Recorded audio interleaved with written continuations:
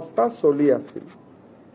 ৰাজ্যৰ এডভোকেট জেনেৰেলে আমাক এটা অপিনিয়ন দিলে যে চৰকাৰে উচ্চতম ন্যায়ালয়ৰ উমা দেৱী গোচৰৰ পৰিপ্ৰেক্ষিতত কাৰো চাকৰি নিয়মীয়াকৰণ কৰিব নোৱাৰে।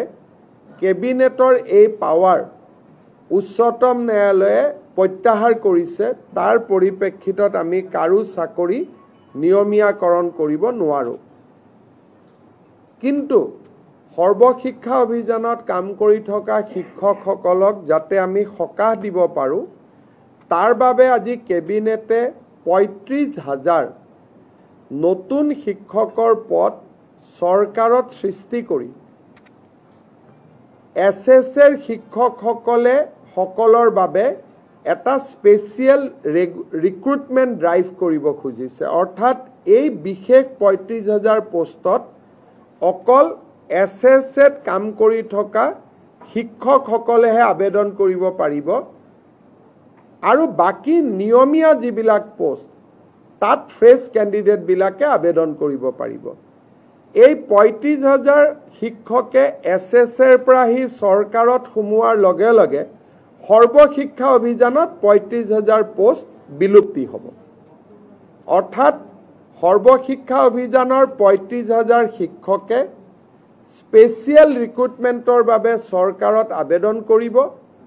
চৰকাৰে তেওঁলোকৰ কাগজ পত্ৰ চোৱাৰ পিছত তেওঁলোকক নিয়োগৰ সুবিধা কৰি দিব চৰকাৰত, য'ত NPS পাব, চৰকাৰৰ পে স্কেল পাব, ইনক্ৰিমেণ্ট পাব, গোটেইবোৰ পাব।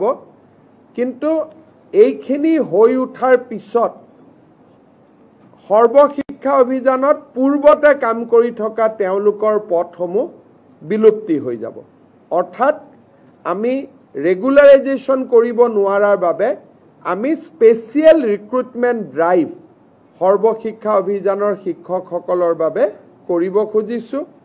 আৰু ইয়াৰ ফলত মই ভাবোঁ যে অহা ৪-৫ মাহৰ ভিতৰতে সৰ্বশিক্ষা অভিযানৰ প্ৰতিগৰাকী শিক্ষকেই চৰকাৰত নিযুক্তি পোৱাৰ সম্ভাৱনা মুকলি হ'ব। আজিও তেওঁলোকে ৰেগুলাৰ ৰিক্ৰুটমেণ্ট ড্ৰাইভত কিছুমান তেওঁলোকে ৰেগুলাৰাইজ হৈ থাকে, কিন্তু এইটো তেওঁলোকৰ কাৰণে হোলচেল কৰা হ'ব। সেইকাৰণে আমাৰ ৩৫,০০০ শিক্ষকে চৰকাৰত সোমাবলৈ এটা